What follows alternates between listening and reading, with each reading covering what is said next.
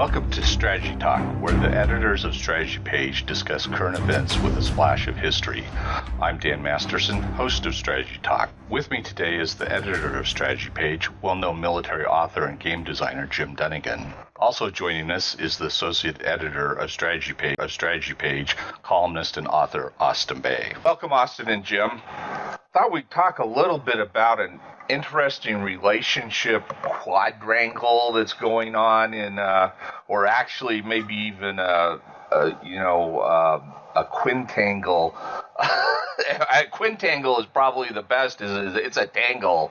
Is that we've got Russia and Israel and Syria and Iran and just to throw things in there for fun, Turkey, all involved in the same area with different goals and different things that they want to do.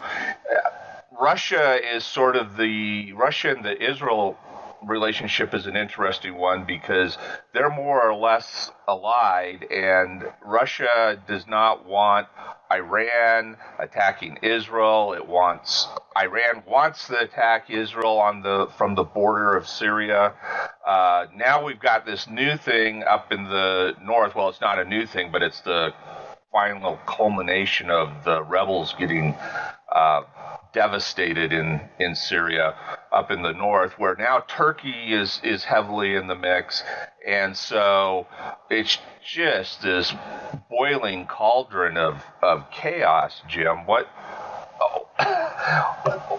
Can you give us some explanations to what's going on and what may happen? All right. Basically, it comes down to the fact that while most everybody in the Middle East agreed that the Assad regime were a bunch of homicidal tyrants and the rebellion might be a good thing, the rebellion got off to a bad start. And basically the rebels could not get united. And a lot of them turned to Islamic terrorism, which did not work out well. The Assads had survived, since the 60s and 70s by being opportunistic. In the 1980s, they were basically at how should I put it, a Cold War with Iraq, because they had been united as two branches of the Ba'ath Party up until, the Iraq decided to attack Iran. And the Assad said, well, actually, even before that, they broke over various matters. But at that point, Assad, who was a Shia, said, there's an opportunity here. And he basically, betrayed his Arab loyalties, as it were, by becoming an ally, or a client, as it were, of Iran. And that gave, when the civil war in Lebanon ground to a halt in 1990, the Assads provided all the help Iran needed to establish Hezbollah as a major force, indeed, the dominant force in Lebanon. So this gave Iran, a skin in the game, as it were. They were now a player on Israel's border, but they could not do anything with it. I mean, they tried. Hezbollah got involved in a couple of, little wars, and they didn't really, accomplish anything. And then along came the 2011 Arab Spring and the rebellion in Syria.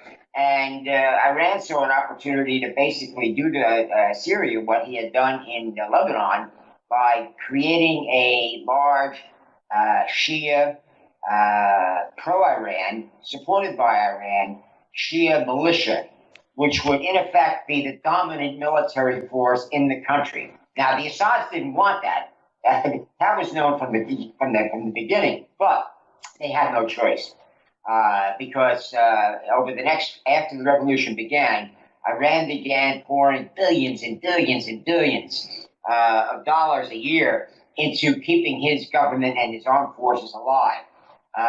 The Russians got involved because they also saw an opportunity. Syria had been an old customer from the Cold War days and sort of gave Russia the prestige of being involved, as it were, in Middle Eastern politics. I know what sane government would want to go out of their way to be involved in Middle Eastern politics. It's hard to say, but we're talking about Russia here, so anything goes.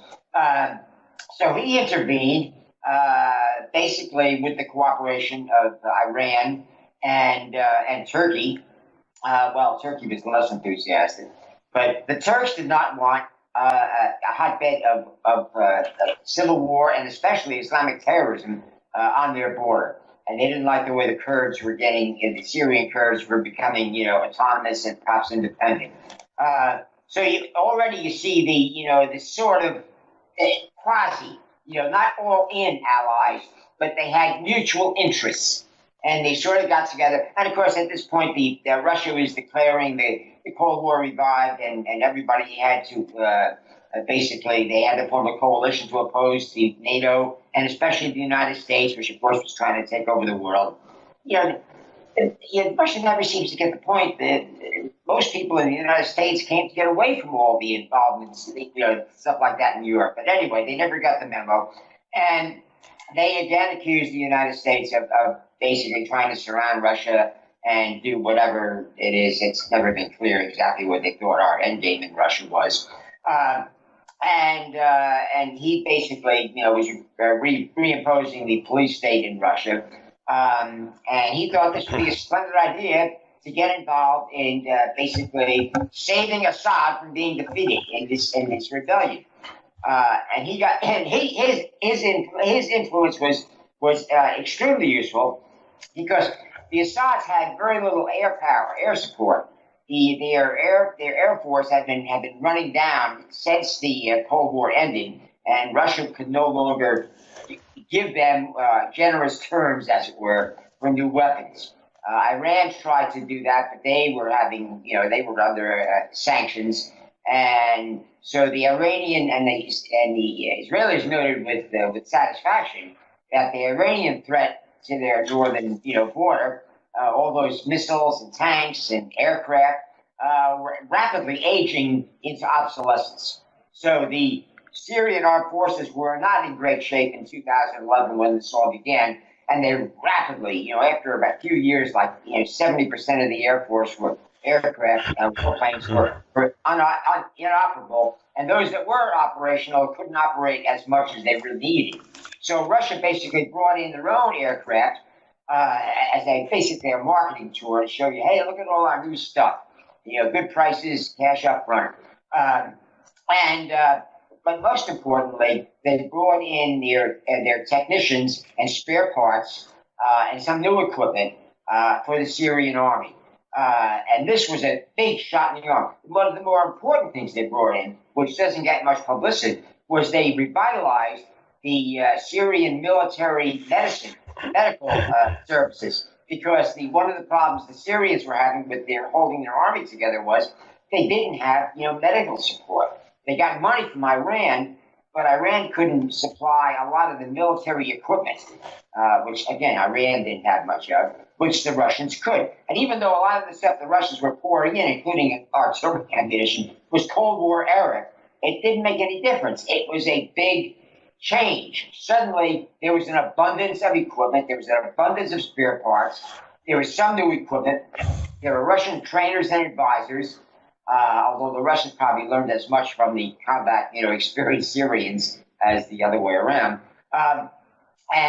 Suddenly the Syrians were taking back territory. The Syrians and Russians also had the same attitude towards the rules of engagement. If civilians got in the way, you kill them.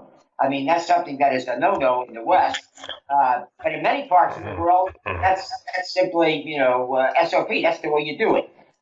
So what they did do, again, local customs, was many times they would surround a town or a village, and they basically had the rebels cut off, or more or less cut off.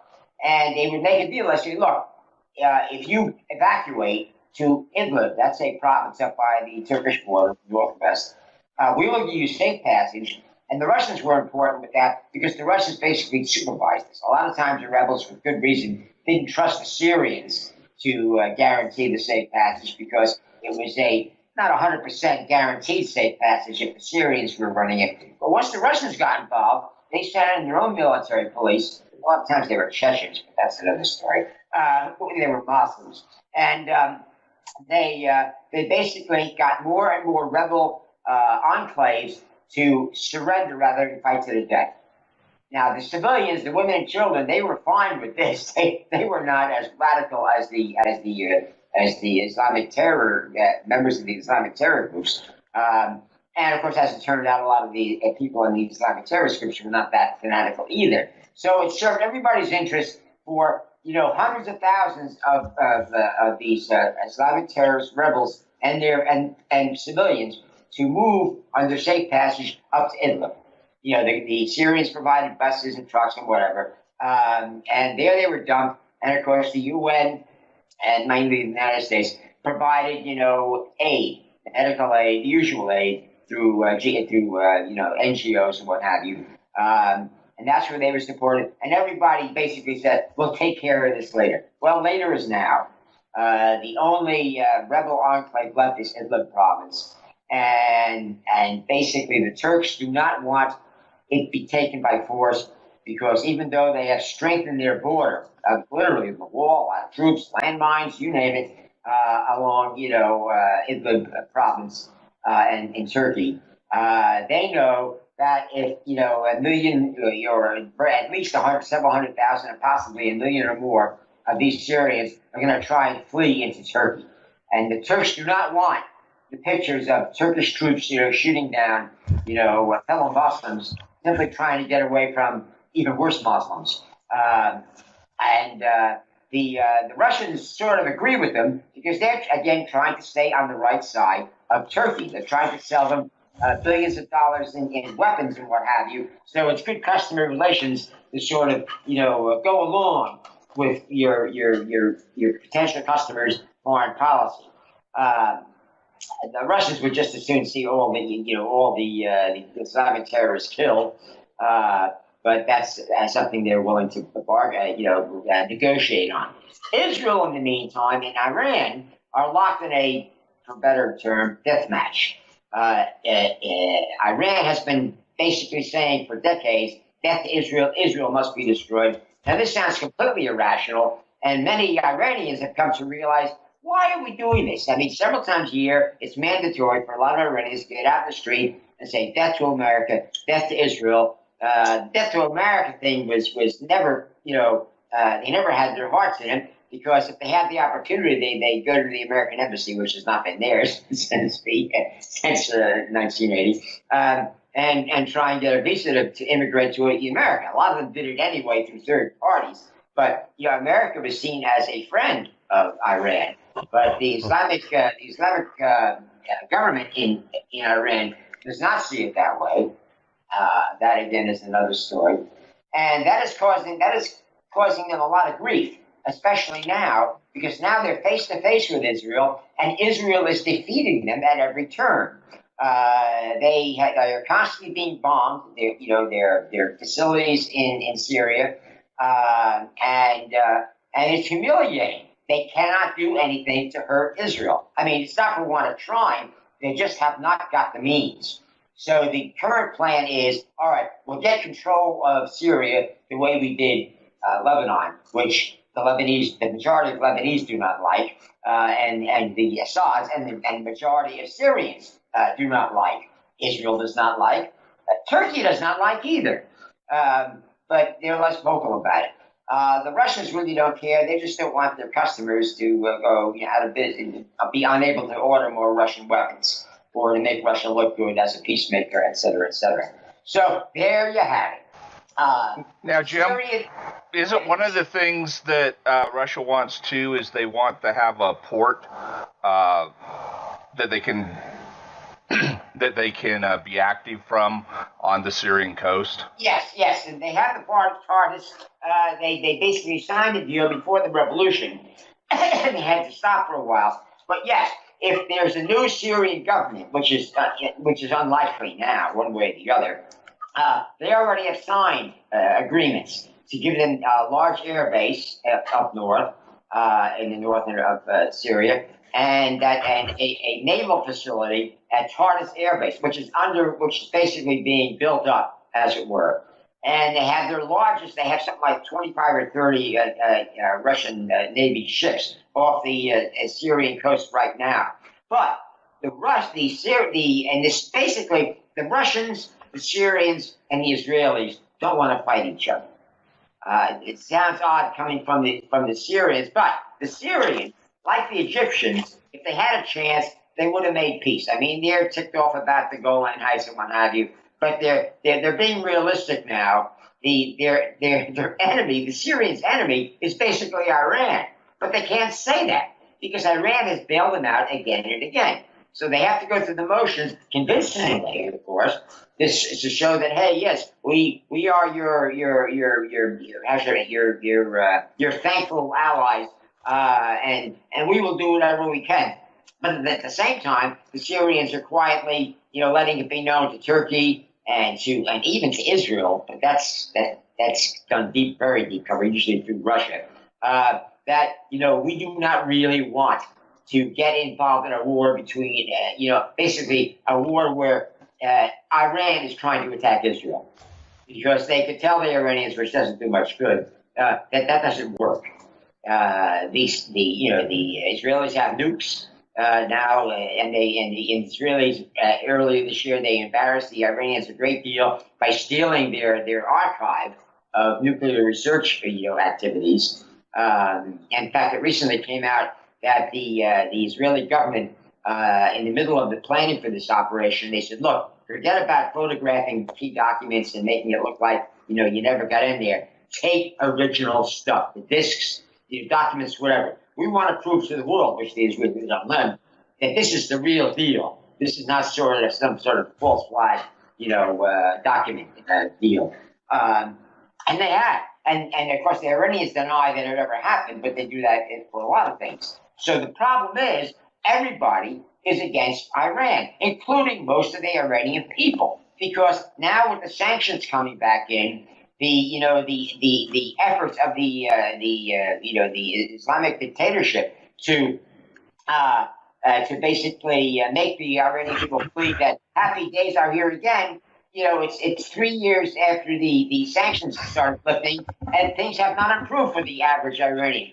And of course, the government, information leaked out of the government. How surprising is that? About the extent of how much money the government is spending on not just the defense budget, which is up to about $15 billion a year now, which isn't the biggest in the Middle East. But when you add in the money they're spending on overseas wars, it's over $50 billion. It's one of the largest defense budgets in the region. No other country in the region spends anything like that, or any proportion of their defense spending on foreign wars in the entire Middle East. It just isn't done. I mean, there's some hanky-panky, with the neighbors and what have you, but it's small change compared to what the Iranians are doing. And now the Iranian government has a huge problem because the Iranian people are aware of that. And so the senior clerics are basically scrambling to find a way out of that. And that's why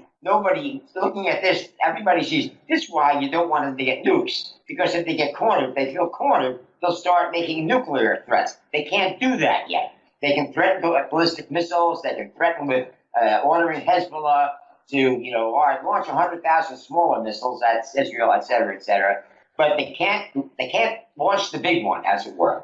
And so this basically has dug Iran into an even deeper hole.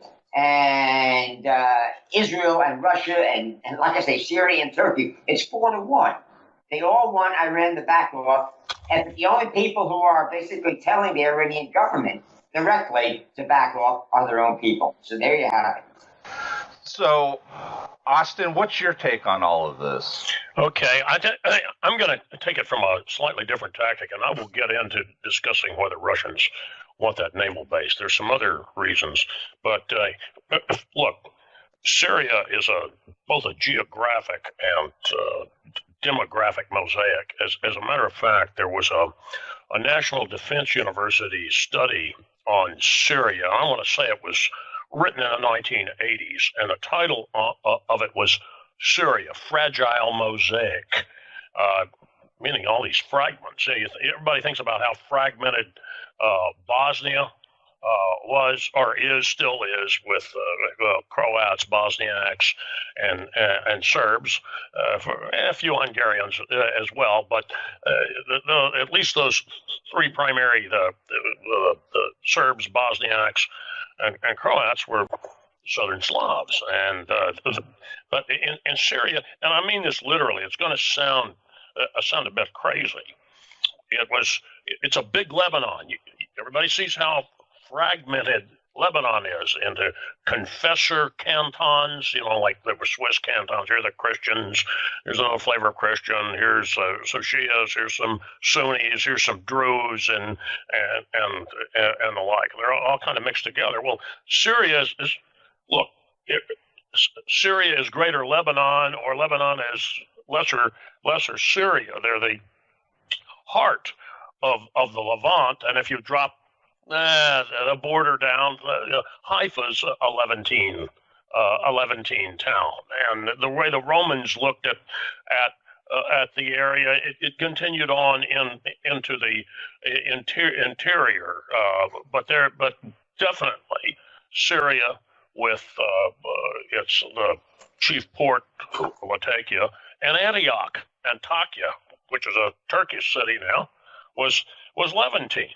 And you've got a grand mix there of ancient Phoenicia. You've got Ottoman leftovers, if you want to look at the Ottoman Empire. And in this sense, World War I isn't quite over, and Syria is an example of it. But Jim started chuckling about this, but he knows it's accurate. Byzantine and Roman leftovers, and perhaps Hittite leftovers, if you want to really get back to it. Pull that one out, 1500 BC, 2000 BC. And part of it has to do with the fact that there are small, rugged little mountains in there, and you get up with the hillbilly effect, which you see in the Balkans, and Afghanistan may be the ultimate example of it. It's also been a place where defeated peoples or small groups would seek refuge. And now you're left with this, strange agglomeration. And all right, so now I've set that up. I'll talk briefly just about Turkey. Turkey really had a problem in 2011 with all this violence breaking out on its southern border, but they've had violence along that border forever, and including incursions into northern Iraq to fight the Kurdistan Workers' Party, PKK. They even made a couple of moves into Syria and threatened other ones to deal with the Syrian subsidiary of the PKK, supposedly the YPD, which is one of the reasons that the Turks don't trust the YPD, even though the United States has made common cause with a lot of the Syrian Kurds. But now they had a war where there were initially tens of thousands and then eventually hundreds of thousands of refugees flooding into southern Turkey, and many of these, they're not the poor and absolute destitute that you see in many cases. This is Syrian middle class. So, which made it easier in some ways, but also made it harder in some odd ways, because you educated people and we don't want to go back. What are you going to do with us? It was a real problem. And well, we've talked about Sultan Recep Tayyip Erdogan, now president, and I call him neo-dictator, neo-sultan, like this of Turkey. He had made all these comments about Turkey's own independent role and the like. It was a lot of rhetorical grandiosity, and then suddenly there's this huge problem. There are a lot of things that Turks didn't want to risk a war, but they also ultimately, here's something where I think the Turks got right. They understood that refugee threat, which evolved into the migrant problem, Dan, part of it into the rest of rest of Europe. At one point, Erdogan wanted to invoke NATO Article 5 because there was shooting by Assad's troops at refugees as they'd already crossed the border into Turkey. That's how serious they took it. Plus, again, this is along their coastal border too. Antioch dips down into Syria. In fact, there's some latent Syrian claims to Antakya because it didn't become part of Turkey until the late 1930s. And it's a lot of Arab populations, and a lot of Arab people live in that area of Turkey. But that was their strategic considerations as well as political consideration. And they're looking at this evolving mess, which gets to another part, and this I'm going to bring out, Jim. We're essentially set up that it's 5 actors on this. There are really more than that. We mentioned some of the proxy players, but there are also some free agents, some of these extremist Islamist global jihadists of the caliphate, and they'd switch sides. They were never quite on Assad's side, as I could see, but they were certainly part of the contributed to the violence. That includes the Islamic State, and there's still Islamic State fighters inside Syria, which is one reason why you see still have a U.S. presence. So that's when I'm talking about all this mosaic. It's almost a kaleidoscope, except kaleidoscopes are organized. Well, there's organization to this too. Iran has used a number of these proxy actors doing what Jim described, send them the money and advisors and weapons and hopes to keep the place inflamed. And they've got this grand idea that there's going to be a Shia crescent running all the way from Iran through the Shia populations and Arab populations in Iraq, all the way through Syria to the Mediterranean. And realize that the Alawite sect that the Assads belong to, is regarded to war. We wrote it as a Shia Islam sect. Now, Jim and I have written, the first Quick and Dirty Guide to War. We wrote that the Alawites are really very syncretic. They may have aspects of Canaanite Baal worship, given some of the studies that have been done about their quote-unquote secret practices. But under the greater panoply, they're Shia Muslims. So there was that connection with the Iranians, and the Iranian Ayatollahs like that. But they went around and the Iranians have given a lot of small actors weapons and money to just keep the pot stirred. Now, Russia. Why does Russia want a naval facility? Well, there's another geographic consideration, and it's an old one. The Tsars wanted the Black Sea and get into the Med. That's why, they're the third Rome. They wanted Constantinople, could never take it. And this gives them a facility in the Mediterranean that can't be cut off by the Turks if the Turks close down the Bosporus and the Dardanelles. But that's an old goal. So actually, the Tsars have had goals to the south, and in the discussions that the Soviets had with the Germans before World War II of Molotov-von Ribbentrop talks, Molotov tells the Germans that Moscow has goals to the south, idea that it would break through, take Iran, and then get a port on the Indian Ocean. At least that's the way that's read. These are old desires that still are expressed in the 21st century. I'm not being a historicist about it. You can see why here the Russians feel that they're the continental nation that can't reach the sea, and for whatever the ideological complexities, they look and say, well, wait a minute, that's a port, big air base, good. That puts us there. That's something we want. Well, do you really need it? Well, at some level, they need it morally, morale-wise, psychologically. For Putin, it fits right into his grandiose views of reasserting Russian power on the global stage. Now, one thing about Israel, I've seen Israel has has vital security interests in Syria, because that's been the contact point for Lebanese Hezbollah. And remember the rocket wars that Hezbollah has launched, especially 2006. And Iran says it's the active front against Israel, southern Lebanon, and the Iranians supply Hezbollah with all kinds of rockets. They Hamas in Gaza as well. And of course, look what Iran does in Yemen. We've talked about that. Short and short to medium range ballistic missiles that they attacked Riyadh, used to fire at Riyadh, Saudi Arabia. If the Iranians could do it, they'd put in a missile field in Yemen and use it to attack Israel as well.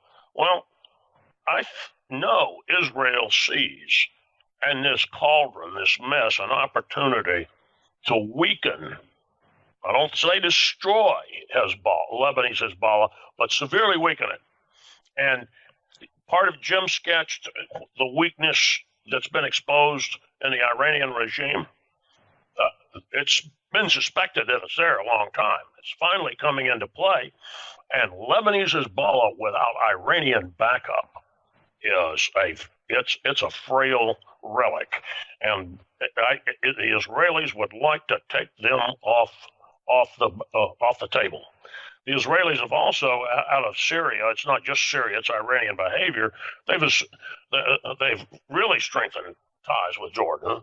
And we've talked about their emerging quasi-alliance with the Saudis, because the Saudis know the Israelis can do some things for the Gulf Arabs in any confrontation with the Iranians, which gets back to Jim saying ultimately it's 4-1. Nobody likes the Ayatollahs, and the last thing you want them to do is get a nuclear weapon. Also, this was mentioned, but Syria was a Cold War Russian client, and Putin has made it clear, I think it was in part to distinguish his Russia from the Obama administration in America. Russia stands with its friends. If it's a red line, we're going to enforce a red line. The thing is, though, is that the Russians in Syria stepped across the line. We talked about it a little bit with that attack on that American position by their mercs in February of this year, and they got a dose of what second decade 21st century American firepower is like. That's the last thing I'll mention in this. Russia has used this as a place to test some of its weapons organizations, experiment with operations, lots of electronic intelligence operations, try to learn about F-22s, F-35 signals and things and the like. But so has the United States. And so have the Israelis. There's been a lot of learning, and I'm making stabs at what it is, but I suspect over the next 5 or 6 years we'll learn a lot about what was learned, and I'll leave it at that. Jim, where do the Israelis and the Russians overlap in why is there this interesting alliance between the two? Well, for whatever reason, for example, the Russians have always had a relatively large, Jewish minority. They were badly treated, but a lot of the communists, the radical socialists and what have you, were Jews looking for, a way to get out of their terrible situation. What the Russians basically did was they stayed on good terms with the Israelis. They were one of the first nations to recognize the state of Israel, and this cost them a lot of clout, as it were, street cred in the Arab world. But the Arabs, basically, learned to swallow it. All right, that's the Russians, crazy, up north, all those long winters, does things for you. And through thick and thin, the Russians and the Israelis maintained a special relationship. It's not like the United States and Britain, but they had a thing, and they still have it. Before the Putin went off the rails, invading, Ukraine and Georgia and what have you, the Israelis were one of the Western nations that the Russians were coming to for to buying military technology, especially the manufacturing technology.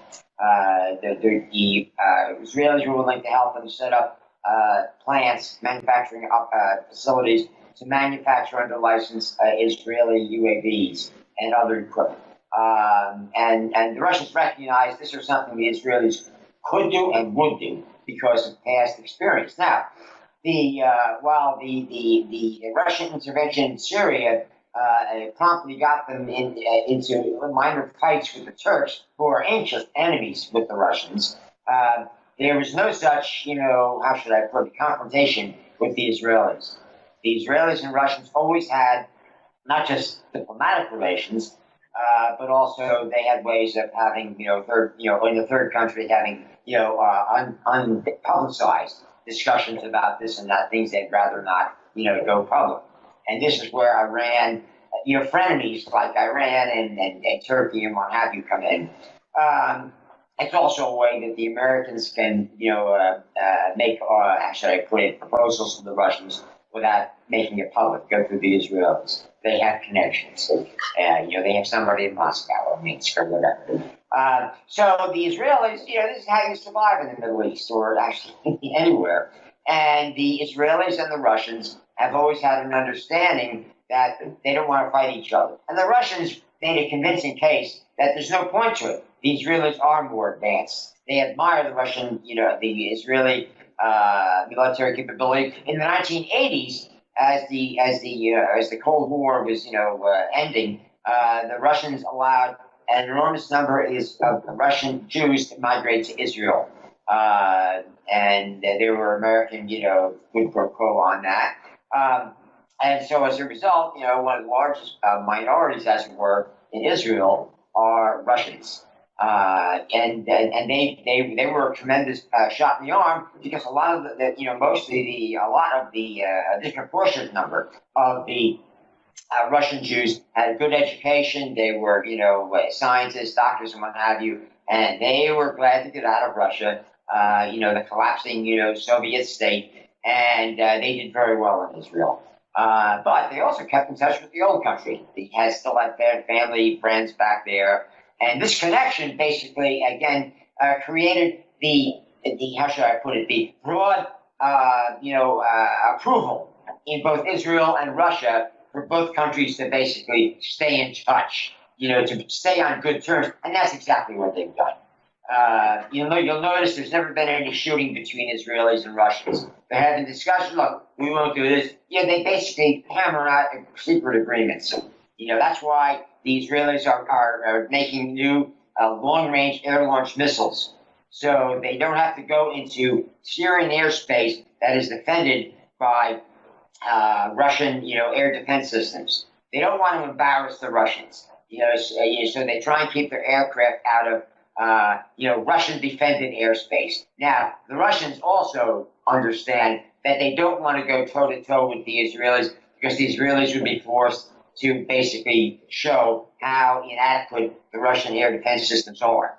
Actually, this has already been demonstrated. It wasn't publicized in Israel, but it was certainly known in Syria that there were a lot of attacks where the older Russian air defense weapons that the Syrians still have, updated now, of course, were inadequate. And apparently the Russian, the modern ones, the S-300, the S-400 systems, were not operating at the peak levels that the Russians' sales brochures indicated they would. So the Russians would rather not publicize this particular angle. In the industry, people in the air defense manufacturing and user, community, they know that chances are, based on past performance, the Israelis have better countermeasures for Russian air defense systems than anybody will outside of Israel really wants to admit.